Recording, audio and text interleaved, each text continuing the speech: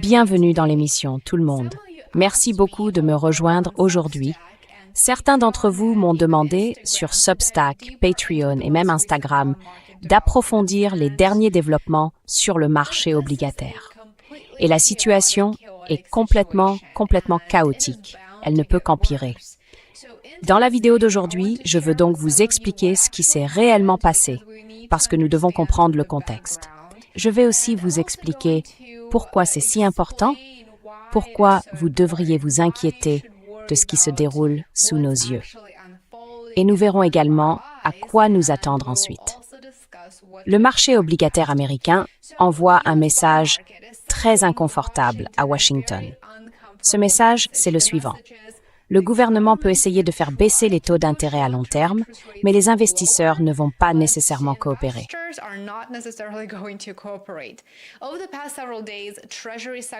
Ces derniers jours, le secrétaire au Trésor Scott Bessent a adopté une approche exceptionnellement agressive sur le marché des bons du Trésor. Il a doublé le volume des rachats par l'État d'obligations à long terme, avant d'avertir que ces achats pourraient devenir encore plus importants. Mais au lieu de calmer le marché, comme il s'y attendait sans doute, les rendements sont rapidement repartis à la hausse.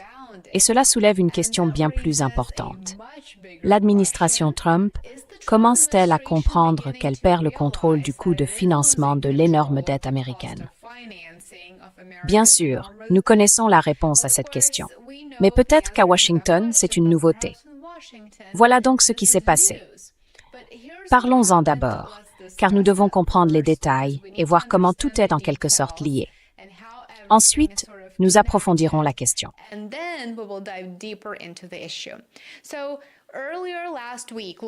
Donc, au début de la semaine dernière, les rendements des bons du Trésor américain à long terme ont bondi à des niveaux jamais vus depuis plusieurs années. Le rendement à 30 ans est passé au-dessus de 5,2%, tandis que celui à 10 ans s'est rapproché de 4,7%. Ce mouvement reflète des inquiétudes croissantes concernant l'inflation, les emprunts de l'État, l'énorme quantité de dettes du Trésor mises sur le marché et, bien sûr, les risques géopolitiques, y compris les conséquences économiques de la guerre contre l'Iran. Le moment est particulièrement inconfortable pour l'administration Trump. La dette nationale des États-Unis a désormais dépassé les 40 000 milliards de dollars. Et je publierai séparément une vidéo sur ma chaîne pour expliquer ce que cela signifie, pourquoi c'est important et pourquoi nous devrions nous en préoccuper.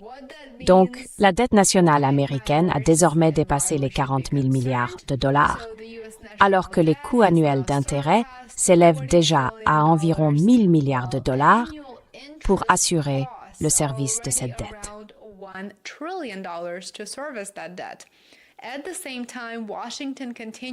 Dans le même temps, Washington continue d'enregistrer des déficits budgétaires énormes, vraiment énormes. Cela signifie que le Trésor doit constamment émettre davantage de dettes, simplement pour financer les dépenses publiques et refinancer les obligations existantes. Et c'est là que Scott Bessent entre en jeu. Mercredi, le Trésor a annoncé qu'il doublerait ses rachats de titres du Trésor à plus longue échéance pour les porter à au moins 4 milliards de dollars par opération au cours du prochain trimestre. Le mécanisme est très simple. Le Trésor rachète des obligations à long terme sur le marché, ce qui augmente la demande pour ces titres. Cela fait monter leur prix et, par conséquent, baisser leur rendement. Donc en pratique, c'est une intervention, non?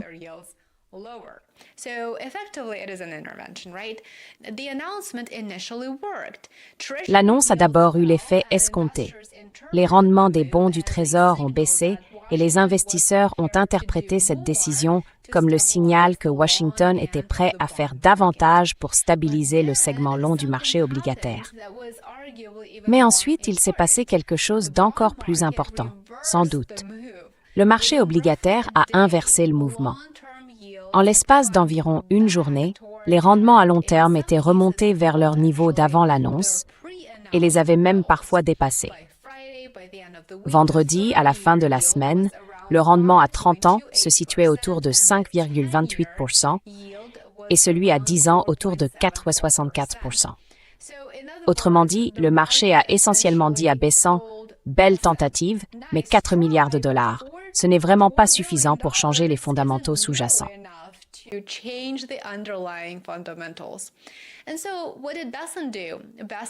Et alors, qu'a fait Bessent? Bessent a répondu en montant d'un cran.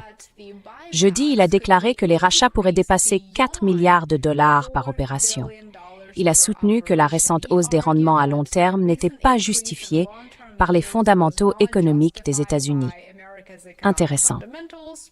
Il a aussi laissé entendre que le Trésor cherchait à empêcher les investisseurs de surréagir à des conditions de marché temporaires et aux gros titres géopolitiques. Bessent a également déclaré que le Trésor disposait d'une boîte à outils bien plus vaste. Il a laissé entendre que l'administration dévoilerait bientôt des mesures supplémentaires visant à consolider les finances publiques, y compris d'éventuels changements à la fois des dépenses et des recettes.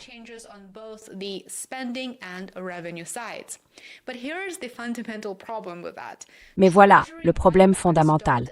Les rachats de titres du Trésor n'éliminent pas la dette de l'État. Je suis sûr qu'il le sait.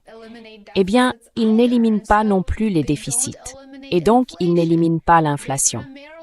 Ils modifient surtout la composition et la liquidité des titres du Trésor. Washington peut certes racheter des obligations à long terme, mais dans le même temps, il doit toujours émettre d'énormes quantités de nouvelles dettes. C'est pourquoi certains analystes et experts voient cette intervention davantage comme un pansement que comme une solution. Ce n'est clairement pas une solution. Ça ne règle pas vraiment quoi que ce soit. La question de fond est de savoir si les investisseurs pensent que les États-Unis peuvent stabiliser la trajectoire de leur dette.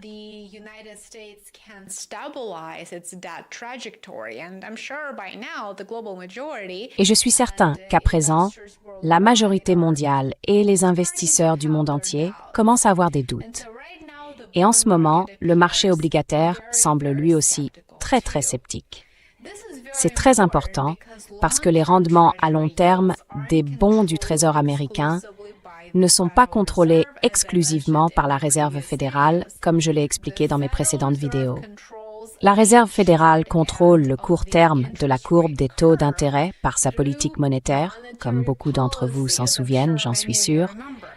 Mais les rendements à 10 ans et à 30 ans sont fortement influencés par les anticipations du marché concernant toute une série de facteurs, mais surtout l'inflation, les emprunts de l'État, la croissance économique et le niveau de rémunération que les investisseurs exigent pour détenir de la dette américaine à long terme.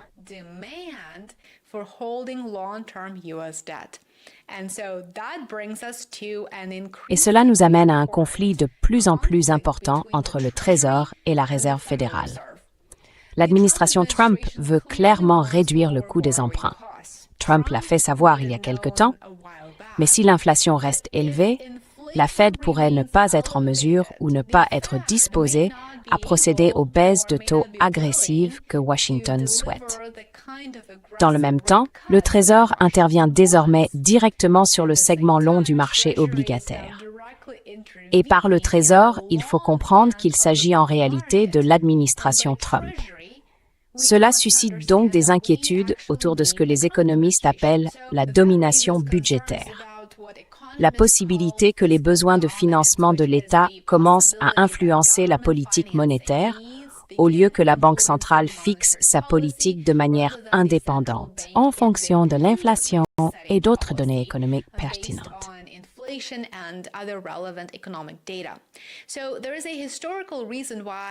Il y a donc une raison historique pour laquelle c'est un sujet si sensible.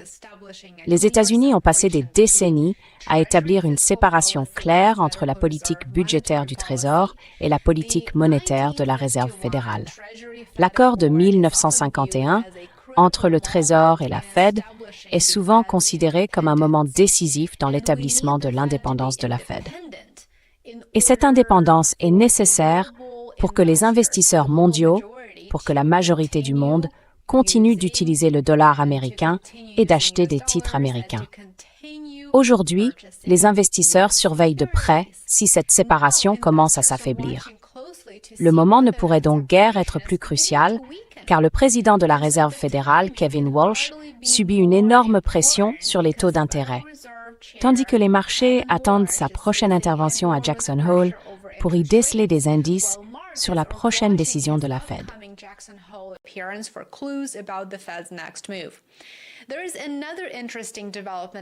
Il y a aussi une autre évolution intéressante que je voudrais évoquer très rapidement. Vendredi, le président Trump a déclaré qu'il n'avait pas demandé à Bessent d'intervenir sur le marché obligataire. Trump a dit que Bessent avait pris cette décision de manière indépendante, en fonction de sa propre appréciation des conditions de marché. Cette déclaration soulève une question évidente. Si l'administration veut désespérément faire baisser les taux d'intérêt à long terme, pourquoi souligner que le président n'a pas ordonné cette intervention? C'est assez étrange, non? Quoi qu'il en soit de l'explication politique, le message financier, lui, est très clair.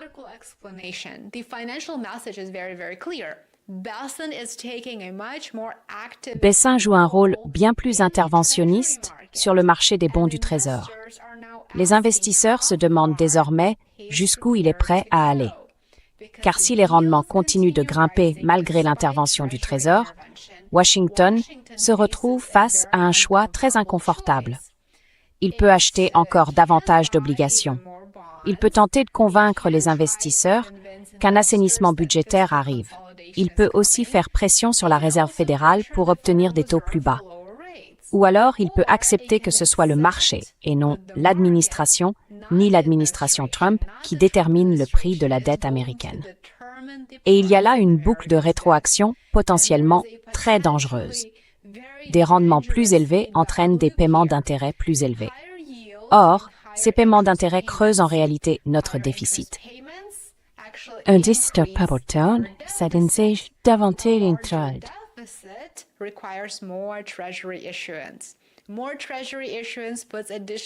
Davantage d'émissions du Trésor accentue la pression sur le marché obligataire. Et si les investisseurs exigent des rendements encore plus élevés pour absorber cette dette et pour être compensés de l'augmentation du risque, le cycle devient de plus en plus difficile à briser. C'est pourquoi le marché obligataire compte bien au-delà de Wall Street. Les rendements des bons du Trésor influencent les taux des crédits immobiliers et le coût des emprunts des entreprises. Ils influencent aussi le financement de l'État, le crédit privé, l'immobilier commercial, les valorisations boursières et, au final, le coût du capital dans l'ensemble de l'économie américaine. Et il y a déjà un autre signal d'alerte. Le dollar s'est affaibli lorsque les investisseurs ont réagi à l'intervention du Trésor, tandis que le Bitcoin et le Bitcoin ont extrêmement baissé.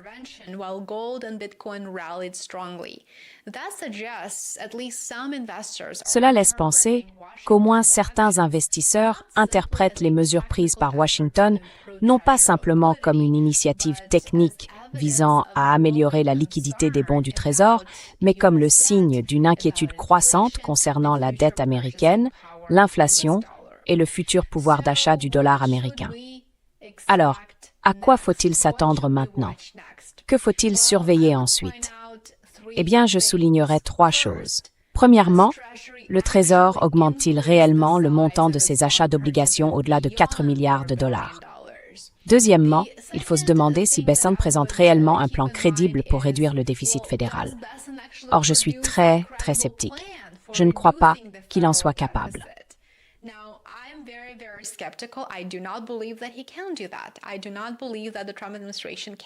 Je ne crois pas que l'administration Trump puisse, à ce stade, présenter un plan crédible et efficace pour réduire le déficit fédéral, car cela impliquerait de s'attaquer à sa politique au Moyen-Orient et au financement de cette guerre inutile contre l'Iran. Donc non, Bessent ne peut pas présenter de plan crédible pour le moment. Et la troisième question que je poserai est la suivante. Que dit la nomination de Kevin Walsh sur la volonté et la capacité de la Réserve fédérale à baisser les taux?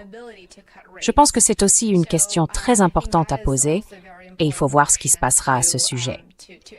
Eh bien, parce qu'au fond, il ne s'agit pas vraiment de 4 milliards de dollars, comme vous en conviendrez certainement.